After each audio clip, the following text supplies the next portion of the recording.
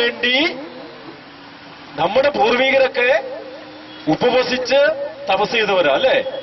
തപസ് ചെയ്ത് ധ്യാനിച്ച് ധ്യാനിച്ച് ധ്യാനിച്ച് ധ്യാനിച്ച് ധ്യാനിച്ച് ധ്യാനിച്ച് പ്രാർത്ഥിച്ച് പ്രാർത്ഥിച്ച് പ്രാർത്ഥിച്ച് ചെതൽപ്പുറ്റ് വരെ ഒന്ന് മൂടി ഇല്ലേ?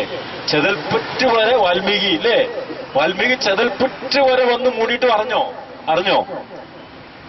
നമ്മള് പ്രാർത്ഥിക്കാനിരിക്കുമ്പോ എന്താ ഒരു കൊതുക് മൂടി വന്നാൽ മതി, അപ്പൊ എന്ത് ചെയ്യും? പണ്ടാറയിലെ ഒരു ഒച്ചയട്ടി. ഇത് ചെതൽപ്പുറ്റ് വന്ന് മൂടിയിട്ടും ഇതാണ് ധ്യാനം, ഇതാണ് തപസ്, ഇതാണ് പ്രാർത്ഥന. ഞങ്ങൾ കൂട്ടായ്മക്കാരൻ 3 ദിവസം തപസ്സിന് പോയി കഴിഞ്ഞ എന്റെ മുമ്പത്തെ ആഴ്ചയില്, അതായത് ഈ മാസത്തിന്റെ ആദ്യ ആഴ്ചയില്. അപ്പൊ ഈ വാൽമീകിയുടെ തപസ്സും നമ്മുടെ തപസ്സും കമ്പയർ ചെയ്ത് നോക്കിയാൽ പട്ടിണി കിടന്ന് കുറെ 72 മണിക്കൂർ പട്ടിണി കിടന്ന് ഇരുന്നു എന്നുള്ളത് ശരിയാണ്. പക്ഷെ ഞാൻ ഈ തപസ് കഴിഞ്ഞ് വന്നിട്ട് ഇത് ഇങ്ങനെയുള്ള സംഭവം ഒന്ന് ചിന്തിച്ചു നോക്കി, ചെറുതായിട്ടൊന്ന് കമ്പയർ ചെയ്തു. ദൈവമായി 72 മണിക്കൂർ ഇരുന്നപ്പോ ഇതേ അവസ്ഥ. അപ്പൊ ഈ മനുഷ്യരൊക്കെ ഇത്രയും ദിവസങ്ങള് മാസങ്ങള് ജലപാനം പോലും ഇല്ലാതെ ഭക്ഷണമില്ലാതെ എങ്ങനെ ഇവരിരുന്നു? അതാണ് യഥാർത്ഥത്തിലുള്ള പ്രാർത്ഥന മക്കളെ. കാരണം എന്താണ്? ദൈവിക ചിന്ത മാത്രം മനസ്സിന്, ദൈവവും ഞാനും ഒന്നായിത്തീരുന്ന അവസ്ഥ, മനുഷ്യന്റെ സിക്സ്ത് സെൻസ് ഉണർന്ന് പ്രവർത്തിക്കുന്ന അവസ്ഥ. 6ാം ഇന്ദ്രിയം ഉണരുമ്പോഴാണ് ദൈവത്തെ കാണാൻ പറ്റുക. ആ ഇന്ദ്രിയത്തിലൂടെയാണ് ദൈവവുമായിട്ട് നമുക്ക് സംഭാഷിക്കാൻ പറ്റുക, ദൈവവുമായിട്ട് നമുക്ക് ഒന്നായി തീരാൻ പറ്റുക. 6ാം ഇന്ദ്രിയം ഉണർന്നിട്ട് നമ്മുടെയൊക്കെ ഉണ്ടോ? എവിടെ 6ാം ഇന്ദ്രിയമൊക്കെ നമ്മുടെ ഉണർന്നിട്ടുണ്ടോ? എനിക്ക് തോന്നുന്നില്ല. പഞ്ചേന്ദ്രിയങ്ങളൊക്കെ പലപ്പോഴും ഉണരും, പക്ഷെ 6ാമത്തെ ഇന്ദ്രിയം ഉണരുമോ എന്ന് സംശയമാണ്. അങ്ങനെ ഒരു ചെറിയ അനുഭവം സൗദി അറേബ്യയിൽ വെച്ച് ഞങ്ങൾക്കുണ്ടായി. പരിശുദ്ധ കുർബാന എഴുന്നള്ളിച്ച് വെച്ച് 5 പേര് നൃത്തം ചെയ്ത് കർത്താവിനെ ആരാധിക്കുന്ന രാത്രിയുടെ യാമങ്ങളില് ആ സമയത്ത് ഞങ്ങൾക്കുണ്ടായി. അതൊരു മരിച്ചു കിടന്ന ഒരു കൊച്ചിനെ ജീവിതത്തിലേക്ക് ഈശോ തിരിച്ചു കൊണ്ടുവന്നപ്പോഴാണ്. ഐസിയുവില്, അതായത് ഷീസ് ഓൾമോസ്റ്റ് ഡെഡ് എന്ന് സർട്ടിഫിക്കറ്റ് എഴുതി വെച്ചതാണ് ഡോക്ടർ. ആ ഡോക്ടറെ മെഡിക്കൽ സയൻസിനെയൊക്കെ അത്ഭുതപ്പെടുത്തിക്കൊണ്ട് ഒരു 32 വയസ്സുള്ള ജെസ്സി എന്ന് പറയുന്ന ഒരു മകള് 4 ദിവസം ഇവിടെ മരിച്ചു. ബോഡി നാട്ടിലേക്ക് ഇംബാം ചെയ്ത് അയക്കണം. സൗദി അറേബ്യയിലാണ് സംഭവം. അപ്പൊ ആ ജെസ്സിയുടെ സഹോദരൻ അവിടെയുണ്ട്.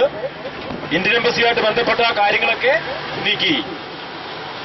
അങ്ങനെ ഇരിക്കുമ്പോഴാണ് ഈ കൊച്ചിനെ, ഈ ജെസ്സിയെ ശുശ്രൂഷിക്കാനായിട്ട് നിൽക്കുന്ന ഒരു സിന്ധു എന്ന് പറയുന്ന ഒരു ഹൈന്ദവ സഹോദരിയാണ്. ഭയങ്കര വിശ്വാസമാണ്. മാതാവ് എന്ന് പറഞ്ഞ മരിച്ചവരെ അവള്. അത് ഒരു വിശ്വാസമാണ് ആ കൊച്ചിന്.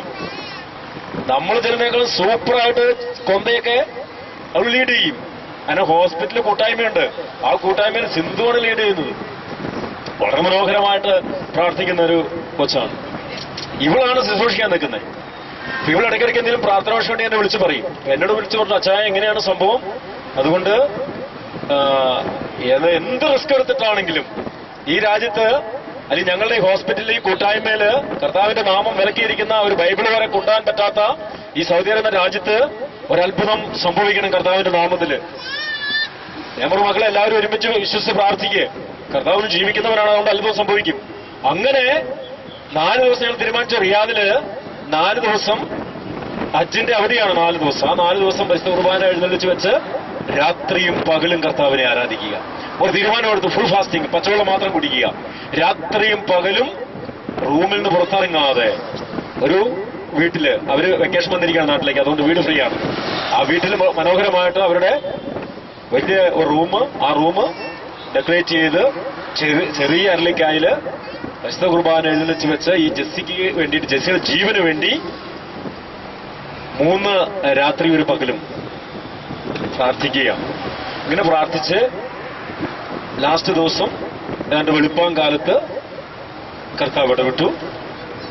ഈ ജെസ്സി മെഡിസിൻ റിജക്റ്റായ മകള്, ശരീരത്തില് നുള്ളിയാലോ വേദന നീഡിലിന് കുത്തിയിട്ടൊന്നും അറിയാത്ത മകള്, ആ മകൾക്ക് പെട്ടെന്ന് ഈ വെളുപ്പിന്, ലാസ്റ്റ് ദിവസം വെളുപ്പിന് സമയത്ത് പെട്ടെന്ന് ഈ സിന്ധു ഒത്തിരി വേദനയോടെ വിഷമത്തോടെ ഇവളുടെ ഞങ്ങളെ ഇട്ടിച്ച് പോകാനായിട്ട് ചോദിച്ച് കയ്യിൽ വെറുതെ ഒരു പിച്ചു കൊടുത്തു. ഇങ്ങനെ പിടിച്ചെടുപ്പിച്ച് വിഷമവും വേദനയും കരച്ചിലൊക്കെ എന്നെ കൂടി. ആ സമയത്ത് പെട്ടെന്ന് ഇവള് കൈ ഇങ്ങനെ അനക്കുന്ന പോലെ വിരലിങ്ങനെ ചലിപ്പിക്കുന്നത് പോലെ സിന്ധുവിന് ഫീൽ ചെയ്തു.